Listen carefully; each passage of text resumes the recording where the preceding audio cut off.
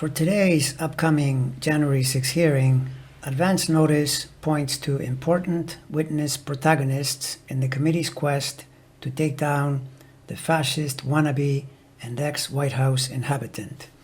And these would be Sarah Matthews, who was Trump's press secretary from the middle of 2020 until the end of his term, and Matthew Pottinger, whose service as Deputy National Security Advisor goes back to 2019.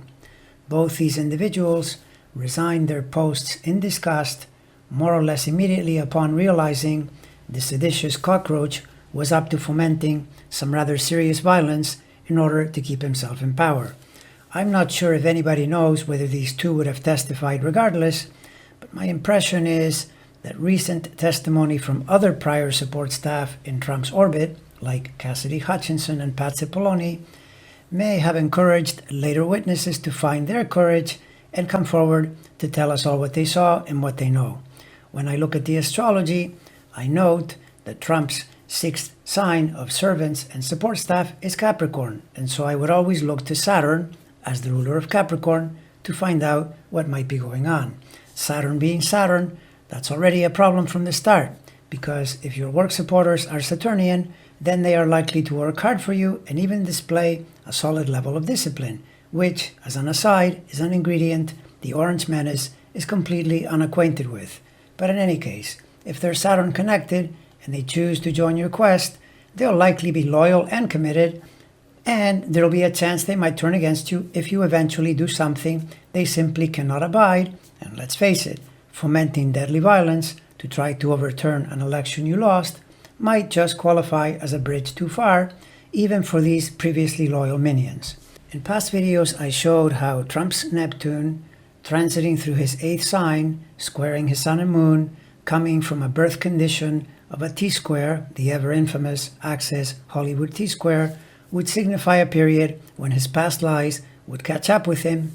and you can see that both Cassidy and Cipollone have their Saturns in the 26-degree range of Pisces, remarkable since Pat is born 30 years after Cassidy, and that those are the very degrees where Neptune is currently transiting and doing damage to the Orange Menace. So this is a clear example of Saturn as the ruler of his support staff showing up to apply a clear rebuke. But now we can also see that Sarah Matthews also has her Saturn in a similar zone, a little earlier in Pisces, but definitely within a degree range to qualify for the case being made that she is yet another servant that has gone rogue on her ex-boss.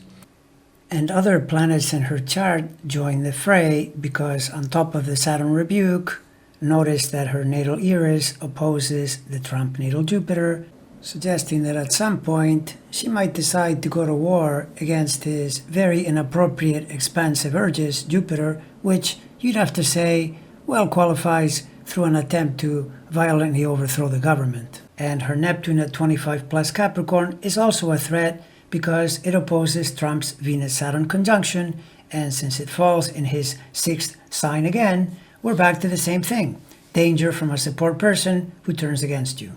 And as for Matthew Pottinger, well, his natal Saturn isn't in Pisces,